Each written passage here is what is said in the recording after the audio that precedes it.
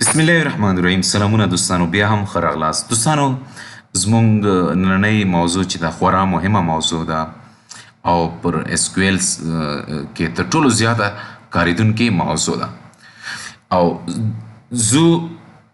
زموږ موضوع چې ده یا زموږ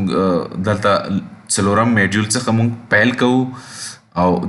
چې د دغې موضوع د querying multiple tables، یعنی د یو څخه زیاتو ټیبلونو څخه ډیټا راخیستل یا query کول دي، چې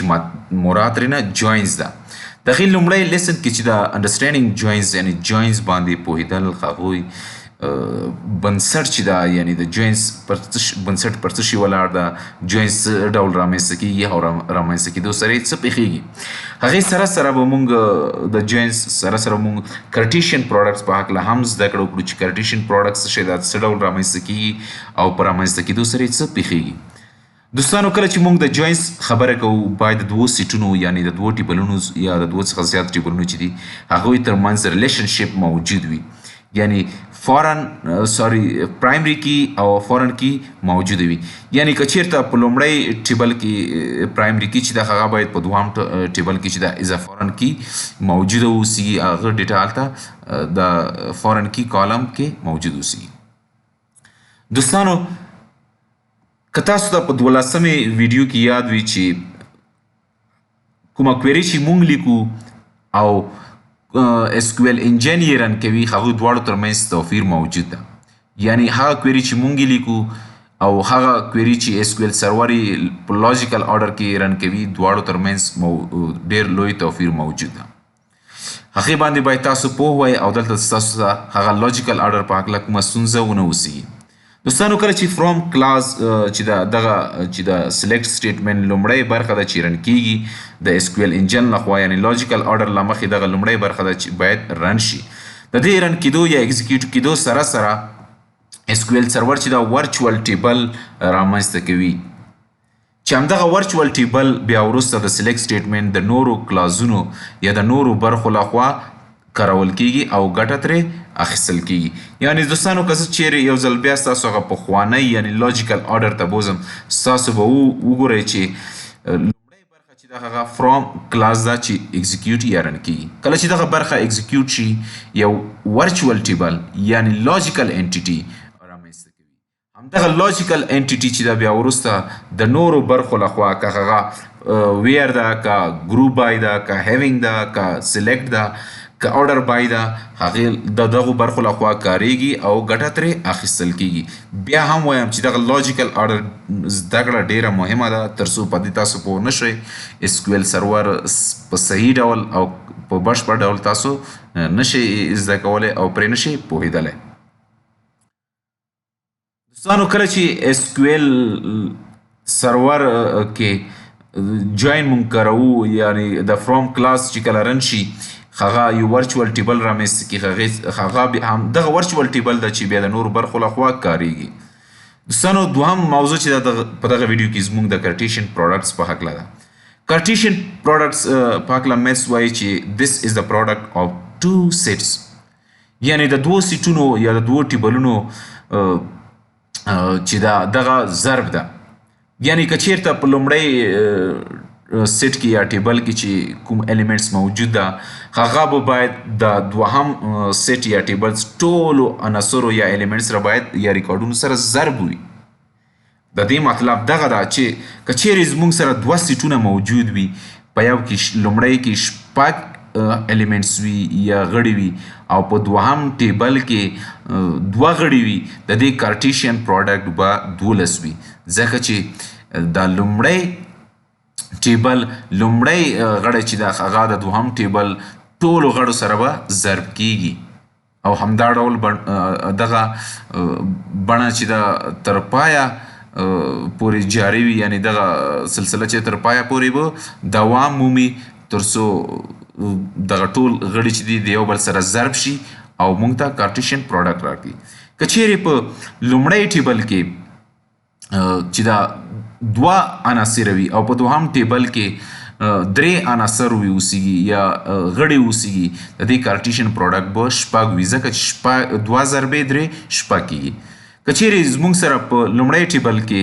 لس غړي وي او دوهم ټیبل کې هم لس غړي وي د دې ضرب وای یعنی پروډکټ یو به څو اوسیږي سل اوسیږي او همدغه سل به کارټیشن پروډکټ اوسیږي. که چیرته په لومړی ټیبل کې هم سل اوسیږي او دوهم ټیبل کې هم سل غړي اوسیږي د دې کارټیشن پروډکټ به لس زره غړي وي. دوستانو که تاسو ځیر شئ دلته زما ستاسو ته یو مثال راوړی ده.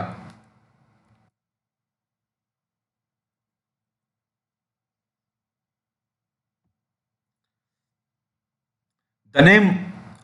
سیټ لاندې چې کوم ده زموږ سره درې غړي دي. ستاسو دلته وګورئ درې غړي دي او زموږ سره په دوهم ټیبل چې د پروډکټس په نوم ده هغه کې هم درې غړي دي. د دې کارټیشن پروډکټس که تاسو وګورئ 9 غړو ته رسیږي.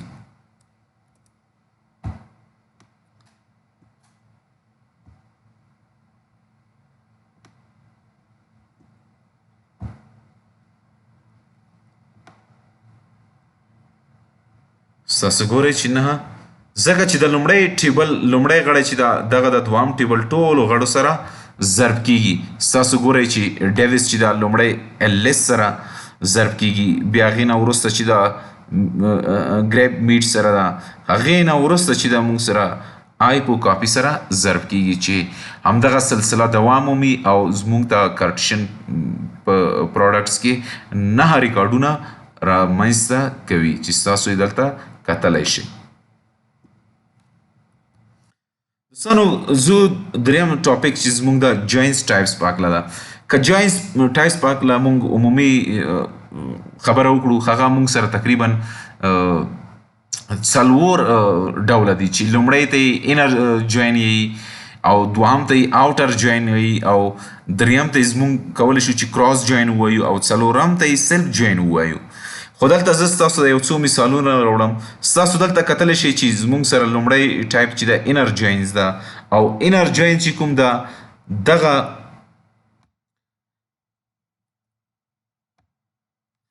انر جوینز کې چې کله موږ یا انر جوینز کې کله موږ دوه سیټونو جوین کوو، هغې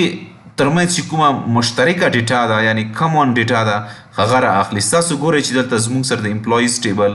او د ډپارټمنټ ټیبل دواړه د انر جوین په مرسته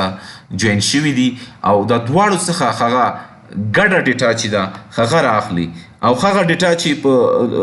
امپلای کې موجوده وي او هم په ډپارټمنټ کې موجوده وي هغه را اخلي او هغه ډیټا چې په امپلایز کې موجوده نه اوسیږي او ډپارټمنټ کې موجوده اوسي هغه نه را اخلي. یعنی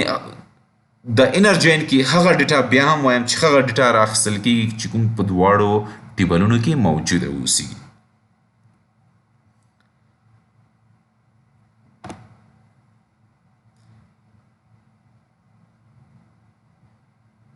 دوستانو لیفت جوین کې ستاسو کتلی شئ چې دا هم د آوټر جوین یو ډول ده. آوټر جوین کې ستاسو کولی شئ چې ولیکئ فل آوټر جوین، لیفت جوین، رایټ جوین. لیفت جوین کې چې کوم ده هغه لومړي ټیبل څخه ټوله ډیټا یعنی د چپ طرف ته چې کوم ټیبل ده د هغې څخه ټوله ډیټا راخیستل کیږي او د ښي خوا ته چې کوم ټیبل ده هغې څخه یوازې هغه ډیټا راخیستل کیږي چې کوم ریکارډونو د کومو ریکارډونو په هکله هغه لیفت یعنی چپ خوا ټیبل کې هم موجود وي. بیا هم وایم چې په لیفت جوین کې د چپ طرف څخه ټول ډیټا راخیستل کیږي او د ښي لخوا د ښي خوا کې چې کوم ټیبل د هغې څخه یوازې هغه ډیټا راخیستل کیږي کوم چې په چپ کې موجوده وه او هغه ډیټا چې په چپ کې موجوده وي او په ښي کې موجوده نه وي هغه مخې ته بیا نل لیکل کیږي. همدا ډول که موږ رایټ جوین ټیبل ته لاړ شو دغې هم د ښي خوا څخه ټوله ډیټا راخیستل کیږي او د چپ سیټ یا ټیبل څخه یوازې هغه ډیټا راخیستل کیږي کوم چې په ښي کې موجوده وي او هغه ډیټا چې په ښي کې موجوده اوسیږي او هغه په چپ کې موجوده ونه اوسیږي هغې پر وړاندې نه لیکل کیږي. دوستانو تاسو لیدلی شئ چې دلته کراس جوین په مرسته موږ کولی شو چې کارټیشین پروډکټ رامنځته کړو. پل جوین په مرسته موږ کولی شو چې دواړو ټیبلونو څخه ټوله ډیټا راواخلو او سیلف جوین چې ده هغه یو ټیبل بیا هم یعنی د امکانات برابروي چې ټیبل چې د ځانه سره یعنی د خپل ځانه سره جوین کی او هغه څخه موږ د خپل خوښې ډیټا راواخلو. سیلف جوین کې چې دا دوستانو الیاس ضروری ده، باید د یو ټیبل چې دا دوه ځلې کاریږي او باید یو ځلې الیاس یو د ټیبل یو نوم ته وکارول شي تر څو هغه په مرسته هغه یو ټیبل د ځانه څخه جلا وپېژني او بیل کړي. یعنی الیاس چې دا نورو په هر ځای کې آپشنل ده، یوازې سیلف جوین کې حتمی ده، یعنی نیسیسري ده. دوستانو جوینز سینټیکس چې کوم ده هغه زموږ سره دوه ډوله دي، یو ته آنسی SQL 9 او دوهم ته چې ده 92 وایي. په 9 کې چې د نارمل سلیکټ سټیټمنټ چې ده یا کویری چې ده هغه موږ کوو، یعنی هغه کالمونه راخلو چې لومړی او دوهم ټیبل کې زموږ ورته اړتیا وي او هغې څخه وروسته چې لومړی ټیبل موږ فرام څخه وروسته لومړی ټیبل موږ راخلو، هغې ته یو الیاس ورکوو چې دلته مو د A په نوم کارولی ده، او هغې څخه وروسته کاما لګوو او د کاما څخه وروسته موږ دوهم ټیبل هم لیکو او یو الیاسز ورکوو. د هغې څخه ویر کنډیشن، د ویر کنډیشن څخه هغه دوه فیلډونه، یعنی د لومړي ټیبل او د دوهم ټیبل هغه فیلډونه چې د هغوی په مرسته د دواړو ټیبلونو کې ریلیشنشپ رامنځته شوی ده، یعنی په یو ټیبل کې پرایمري کې ده او په دوهم ټیبل کې فورن کې ده، هغه په مرسته یې مونږ سره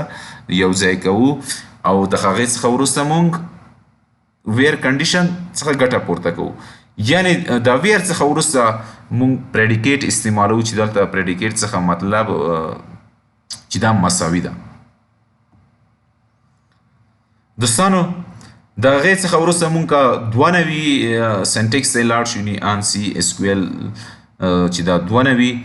کوم چې سټینډرډ هغه د سینټیکس چې ده او تر ټولو زیات کاریږي او مایکروسافټ هم وایي چې دغه ستاسو زیات وکاروئ تر څو کارټیشین پروډکټ په اړه تشویش چې ده هغه ونه اوسیږي، هغه مشکل چې ده رفع شي. دوستانو دلته هم سلیکټ سټیټمنټ موږ بیا هم نارمل چې ده هغه لومړی لیکو، هغې څخه وروسته فرام کلاس، د فرام کلاس څخه لومړی ټیبل راخلو، هغه ته الیاس ورکوو، هغه جوین کوو دوهم ټیبل سره چې کوم زموږ په نظر کې نیولی وي، او هغې څخه دوهم ټیبل نوم یا الیاس څخه وروسته موږ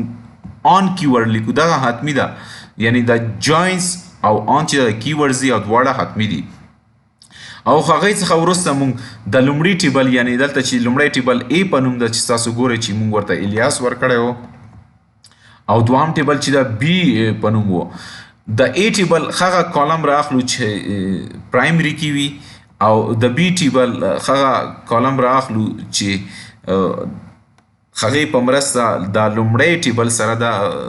ریلیشنشپ جوړ کړی وي، یعنی فورن کیو اوسیږي دغه کې. یعنی دغه چې دا لومړی ټیبل پرایمري کې او په دوهم ټیبل کې چې کوم فورن کی په شکل کې موجوده، د هغوی په مرسته مونږ جوینز یعنی دغه کنډیشن رامنځته کوو او هغې څخه وروسته مونږ ویر کنډیشن هم کارولی شو او هغې څخه استفاده کولی شو. دوستانو دغه زموږ د نن ورځې لیکچر تر بل لیکچر پورې په لوی چښتن سپارم. الله مو مل شه.